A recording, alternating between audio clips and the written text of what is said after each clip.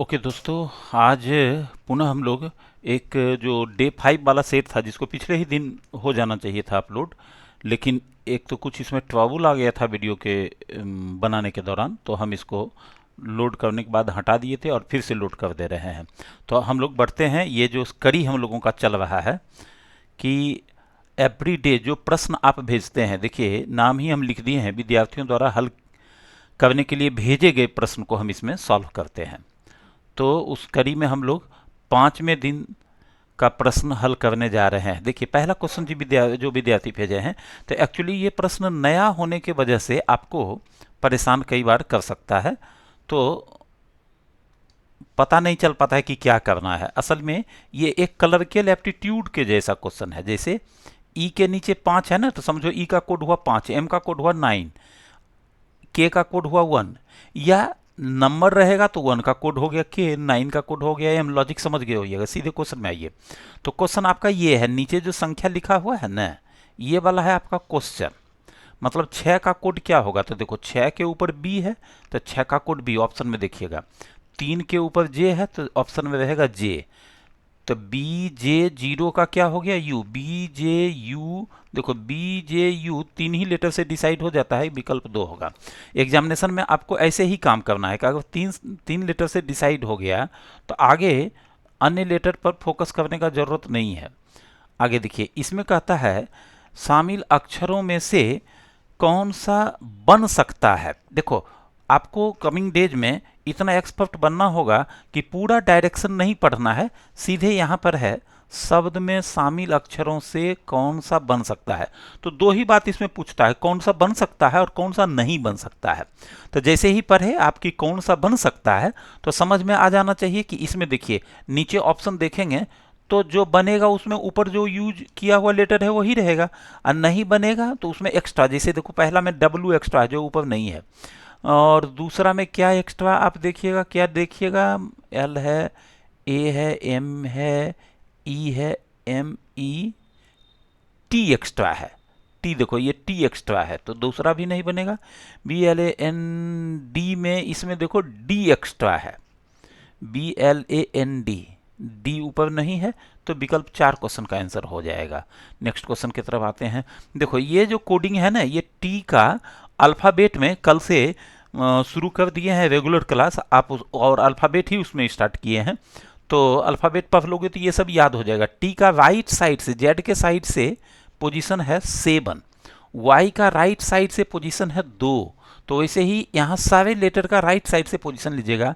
तो टी का 7, यू का 6 राइट साइड से, ए के तरफ से नहीं जेड के तरफ से, ई का 22 हो जाएगा और एस का 8 हो जाएगा, 7 6 22 8, 7 6 22 8, डी का 23 हो जाएगा, ए का 26 हो जाएगा और वाई का 2 हो जाएगा। तो 76 22 82 32 62, 66 22 82 32 62 विकल्प 1 में है। क्वेश्चन का आंसर हो गया विकल्प 1। फर्स्ट क्वेश्चन देखो ये नंबर 1 है किसी के बुक का। ये कहता है 6 लड़कियां, ये है एक वृत्ताकार मेज के परितः मेज के केंद्र की ओर मुंह करके बैठी हुई है। तो आप इसका इस तरह से पहले वृत्त बना दीजिएगा। 6 पोजीशन है ना, तो 6 पोजीशन को आप इस तरह से बना लीजिएगा। सर्कुलर सिटिंग अरेंजमेंट में इसे बताया करते हैं। आगे कहता है एस आर के बाईं ओर तीसरे स्थान पर है। तो आप पहले आर को यहाँ कहीं से भी शुरू करोगे बन जाएगा, लेकिन एक जगह फिक्स कर लिए कि जब भी स्टार्ट करेंगे तो यहाँ नीचे से आर के बाएं, तो बाएं क्लॉकवाइज में चलोगे तो बाएं होता है, एंटी क्लॉकवाइज में चलोगे तो दाएं होता है। ऐसे सोचो कि तुम ही वहां बैठता तो तुम्हारा बायां हाथ किधर होता है, उससे भी आपको समझना आसान होगा। तो एस आर के बाईं ओर तीसरा है तो एस यहाँ पर हो गया। और कहता है पी आर के दाईं ओर ठीक बगल में है। तो आर के दाईं ओर ठीक बगल में यहाँ पी दे दिए, और डी के बाईं ओर ठीक बगल में बैठी है, ये पी दोनों तरफ का जानकारी पी के लिए है। ये पी डी के दाईं ओर ठीक बगल में हो गया। आगे कहता है एम आर के बाईं ओर ठीक बगल में बैठी है। एम आर के बाईं ओर ठीक बगल में, आर के जस्ट बगल में बाईं ओर एम बैठी है। तो एक जो बच गया वो के एस के दाई, तो इसका नहीं लिखता तो यहाँ हो जाता। तो आगे ये सब पढ़ने का जरूरत नहीं है, टाइम बचाओगे। सीधे क्वेश्चन देखिए, के और डी के ठीक बगल में कौन है, मतलब दोनों से जो बगल हो, तो के और डी दोनों से बगल में एस है। क्वेश्चन का आंसर हुआ एस, जो विकल्प 1 में है। नेक्स्ट क्वेश्चन में आइए। ये देखो, इसको ऐसे बनाना, ये देखो मैट्रिक्स है। कई बार आप अगर कंटिन्यू हमारा क्लास कर रहे हैं यूट्यूब पर, जिसमें कि ये सीरीज हमारा चलता है कि जो क्वेश्चन आप भेजते हैं वही हम सॉल्व करके आपको रिटर्न करते हैं, और उसके लिए ग्रुप बना हुआ है बच्चों का, राघव रीजनिंग क्लब, और उसमें ग्रुप में जुड़ने के लिए एक नंबर है 9431645714। इस पर आप सेंड करके कि ऐड मी इन ग्रुप, ऐसे कुछ करके आप सेंड कर दीजिएगा, हाई लिख के भी भेज दीजिएगा तो लोग जोड़ देता है। तो यहाँ देखो उसी से ये क्वेश्चन सब विद्यार्थी हमको पहुंचाता है। तो देखो 14 12 26 हो गया, 26 में 10 घटा दोगे तो यहाँ 16 हो गया। वैसे देखो 11 और 17, 17 10 27 एक 28 में से कितना घटाया गया है, तो 9 घटाया गया है। तो देखो यहाँ 10 घटा, यहाँ 9 घटा, तो एक बचा कौन। अब 10 9 के बगल में, तो 10 9 के बगल में यहाँ मान लीजिए 15, ये करिएगा 15 और 5 20। अब 20 में 11 घटा दीजिएगा, 9 घटाए हुए हैं, 10 घटाए हुए हैं, तो आगे 11 घटाएंगे, तो 11 घटाएंगे तो 9 हो जाएगा, जो यहाँ विकल्प 1 में है। क्वेश्चन का आंसर हो जाएगा विकल्प 1। 10 है, 9 है, 11, ठीक है।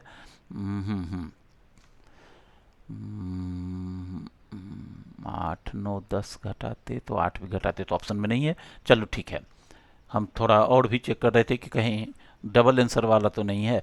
आगे देखिए, जमाल का जन्म 29 फरवरी 1988 को हुआ, तो 29 फरवरी 1988 को वो जन्म लिया, तो कहता है 2004 में उसका कितना था। देखो 29 फरवरी जो आता है ना, लीप वर्ष में आता है, जनवरी वर्ष में 28 फरवरी आता है, आप जानते होंगे शायद ये।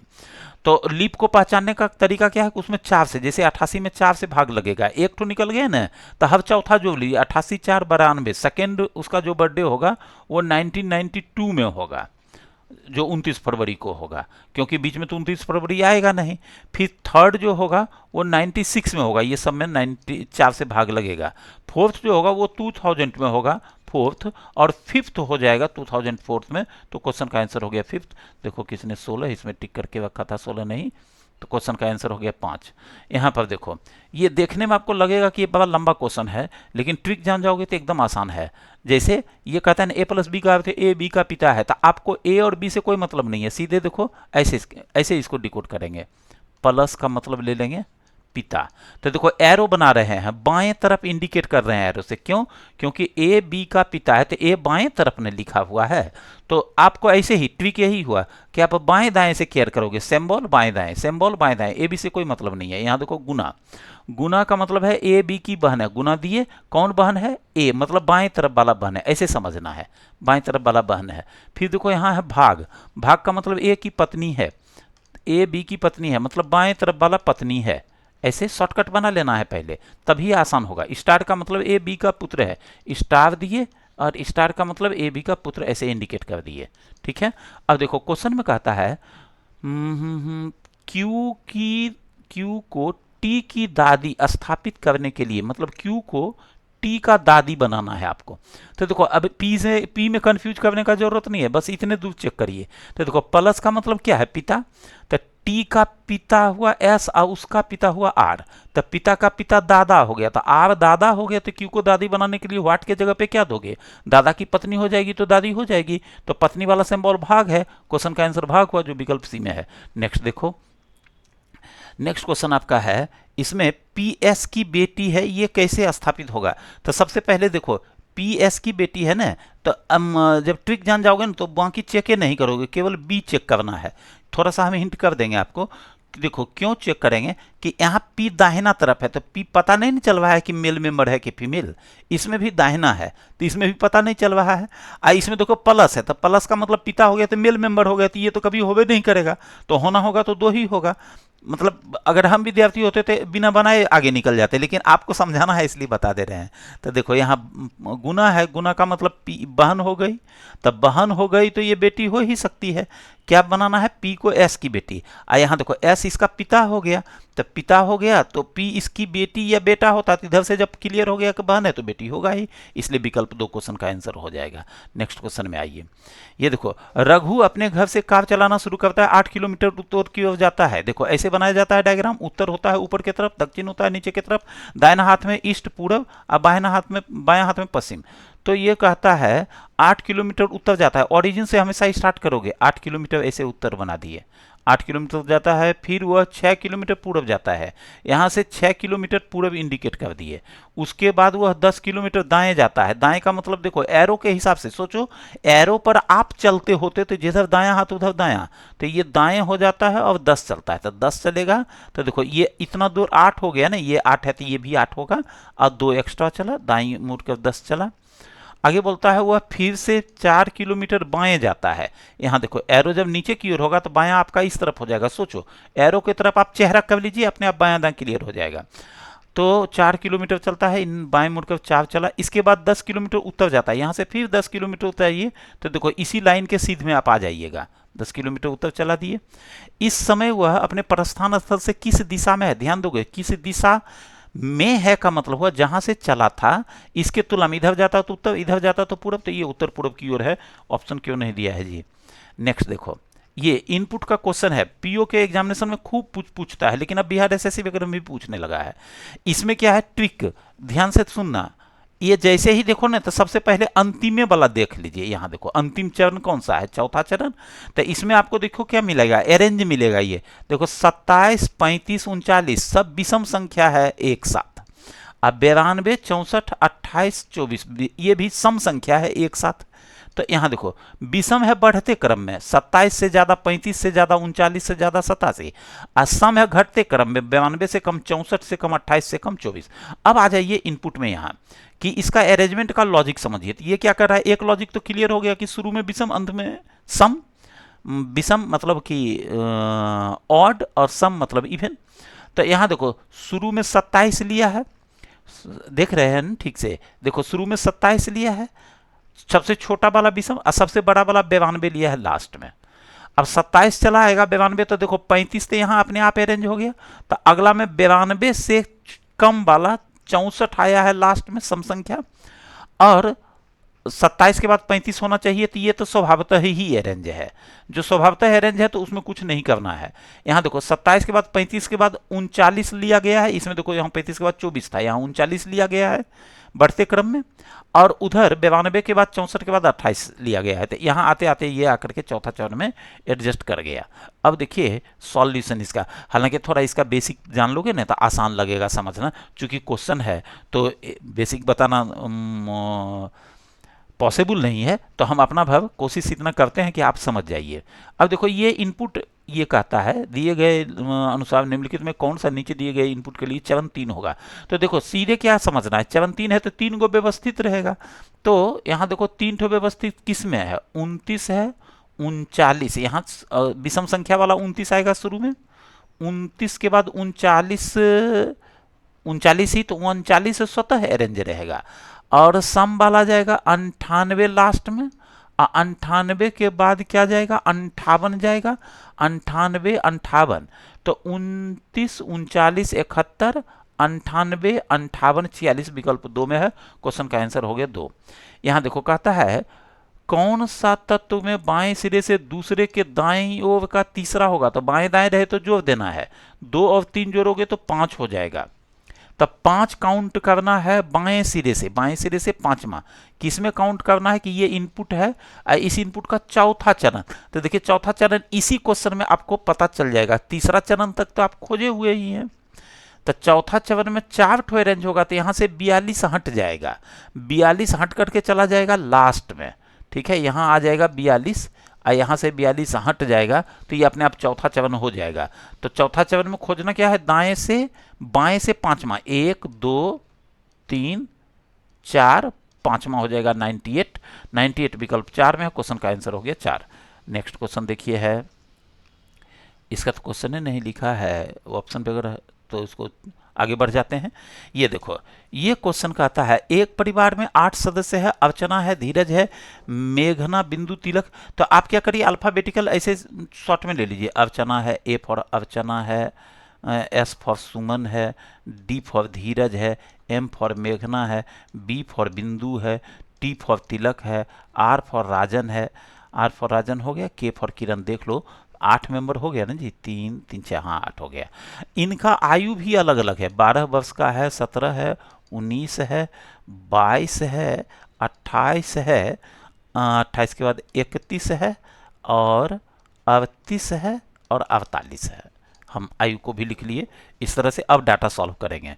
कहता है अर्चना उस सदस्य के दाईं ओर तीसरे स्थान पर बैठी है जिसका एज 22 है। तो 8 लोगों को बैठाना कैसे है? उत्तर की ओर मुंह करके बैठाना है। तो देखो 8 पोजीशन पहले बना लेगा, उत्तर की ओर मुंह करेगा। 1 2 3 4 5 6 7 8, उत्तर की ओर मुंह करेगा ना। तो सबका बायां, जैसे आपका बायां है वैसे इसका भी बायां रहेगा, जैसे आपका दायां हो वैसे इसका भी रहेगा। तो ये बोला अर्चना उस सदस्य के दाईं ओर तीसरे स्थान पर है जो 22 वर्ष का है। तो 22 वर्ष का जो बंदा होगा उसके दाईं ओर 1 2 तीसरे स्थान पर कौन रहेगा? A for Archana. शॉर्टकट अलग बना लीजिएगा। मेघना, नहीं नहीं, अर्चना उस सदस्य के दाईं ओर तीसरा, हाँ ठीक है। अब है मेघना और 22 वर्ष की आयु वाले सदस्य एक साथ बैठे हैं। एक साथ का मतलब यहाँ अगल बगल हुआ। तो 22 वर्ष वाला जो है उसके बगल में रखना है मेघना को। या तो मेघना इस तरफ रहेगा या मेघना इस तरफ रहेगा। लेकिन हाँ, अर्चना है 22 वर्ष वाले के आगे दाएं तीसरा, ये दाएं का ध्यान रखना है। किरण और 48 वर्ष के बीच में एक व्यक्ति बैठा है। तो देखो के फॉर किरण लोगे, के फॉर किरण, और जो किरण का भी कोई एज होगा, और जो एक बंदा और 48 के एज का होगा उसके बीच में एक आदमी रखना है। एक शॉर्टकट हम बना रहे हैं। ऑर्डर अरेंजमेंट में, ये हॉरिजॉन्टल अरेंजमेंट में सिखाते हैं आपको।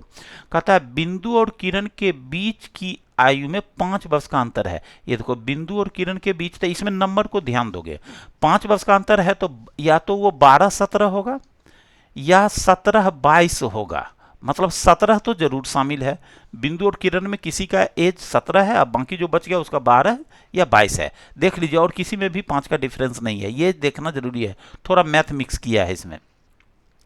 वह सदस्य जो मेघना से 10 वर्ष बड़ा है वह मेघना के दाईं ओर तीसरा है। देखो मेघना के भी दाईं, इसका मतलब मेघना वगैरह को बाएं बैठाना होगा आपको। मेघना के दाईं ओर अलग ही शॉर्टकट बना लीजिए।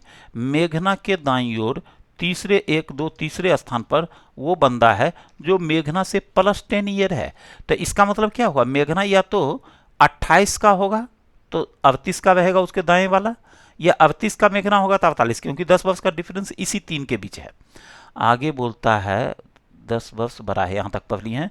वह मेघना के दाईं ओर तीसरे स्थान पर, यहाँ तक पढ़ लिए हैं। राजन और धीरज एक साथ बैठे हैं और उनमें से कोई एक पंक्ति के अंतिम छोर पर है। देखो क्लियर हो गया।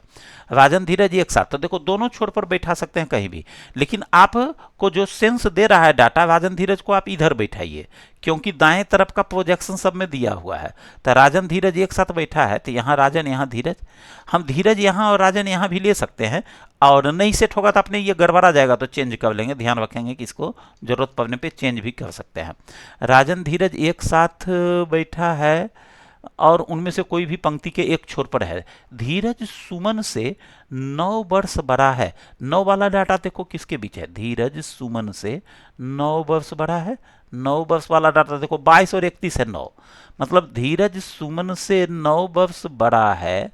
धीरज सुमन से 9 वर्ष, तो इसका मतलब सुमन रहेगा 22 का, आइए धीरज रहेगा 31 का। क्लियर हो गया।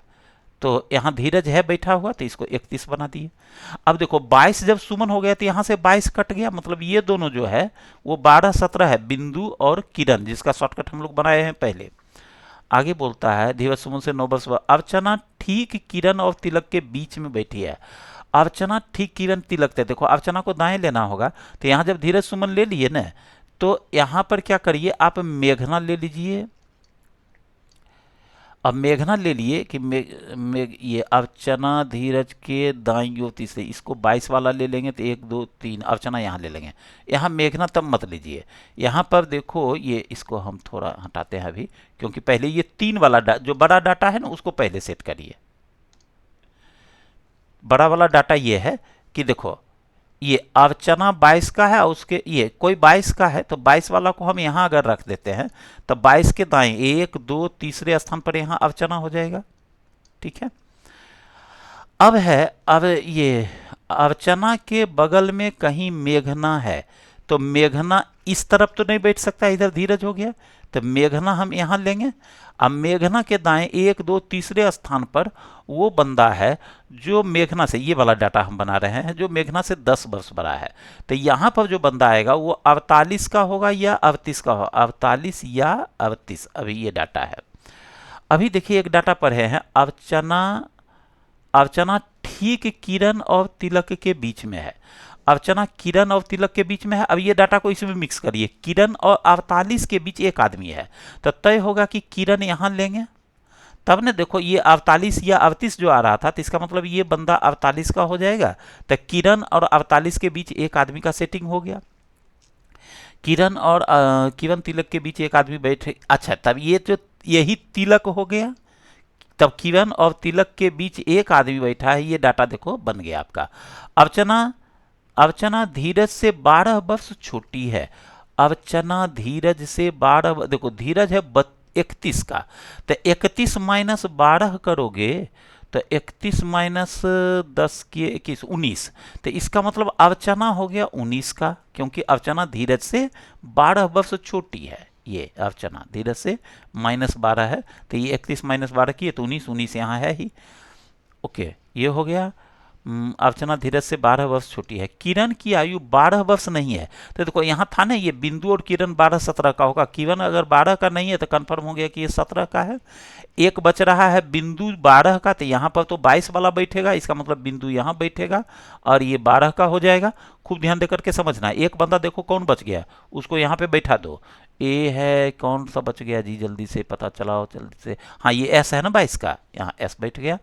और एम का एज कितना लोगे, तो एम का जो है ये देखो 48 वर्ष वाला है अर्चना, और ये मेघना से 10 वर्ष बड़ा है, तो मेघना इसका मतलब 38 का हो जाएगा। यहाँ पर 38 दे दिए, मेघना 38 हो गया। एक ठो एज देखो तो कौन बच गया, उसको यहाँ 28 बच रहा है, यहाँ 28 हो गया। यही आपका डाटा सेट हो गया। अब देखो कहता है मेघना के दाईं ओर तीसरे स्थान पर कौन बैठा है, तो मेघना यहाँ 1 2 तीसरा स्थान पर तिलक बैठा है, जो विकल्प 4 में। क्वेश्चन का आंसर हो गया 4। उम्मीद करते हैं आप समझ गए होइएगा। नेक्स्ट क्वेश्चन में आइए। ये देखो 16 है, तो 16 पहले रिपीट किया, उसके बाद हर बार 34 जोड़ा गया है, 34 जोड़ा गया है, 34 जोड़ा गया है, 34 जोड़ा गया है। जोड़ करके चेक कर लो तुम लोग, मैथ तुम लोगों का मजबूत होगा, जोड़ करके इसको चेक कर लेना। तो इसमें 34 आगे करेंगे तो 34 जोड़ेंगे, 152 प्लस 34 तो 186 हो जाएगा, जो विकल्प 4 में है। क्वेश्चन का आंसर हो गया 4। ये देखो लेटर सीरीज का क्वेश्चन है, आसान रहता है, पता नहीं रहने पर ट्रिक आदमी को हार्ड लगता है। ये इसमें क्या है ना, प्लस माइनस देखने का जरूरत नहीं है, ये अरेंजमेंट है। कैसा अरेंजमेंट है देखो, तो यहाँ पर गौर करो, यहाँ सी है, सी कहाँ से आया था, इसी का दूसरा लेटर को शुरू में कर दिए। जी कहाँ से आया, तो चौथा लेटर को दूसरा चौथा सम संख्या स्थान वाला बदलता है, और बाकी तब बचना चाहिए ए ई, लेकिन यहाँ ए ई नहीं, उलट करके ई ए हो गया। ठीक है, मतलब ई अपने जगह पर रहा, ए लास्ट में चला गया, ऐसा भी कह सकते हैं, ए लास्ट में चला गया। वैसे ही यहाँ भी है, देखो पहले ई आया, यहाँ से पहले जी आया दूसरा, और तब आएगा ए, जी ए, और ई अपने जगह पर रहेगा, सी लास्ट में चला गया। तो वैसे ही यहाँ पहले ए आएगा, सी आएगा चौथा, ई अपने जगह पर रहेगा, जी लास्ट में चला जाएगा, ए सी ई जी विकल्प 3 में है। क्वेश्चन का आंसर हो गया 3। नेक्स्ट क्वेश्चन देखिए, ये कैसे बन रहा है जी, 7, यहाँ देखो 7 गुना 1 करिए, 7 रह जाएगा, और उसमें 4 घटा दीजिए तो बीच का 3 आ जाएगा। वैसे ही 8 गुना 3 करो, 24 हो जाएगा, और उसमें 4 घटा दो तो 20 हो जाएगा। 9 गुना 4 36 हो जाएगा, 4 घटा दो 32 आ जाएगा, जो विकल्प 2 में है।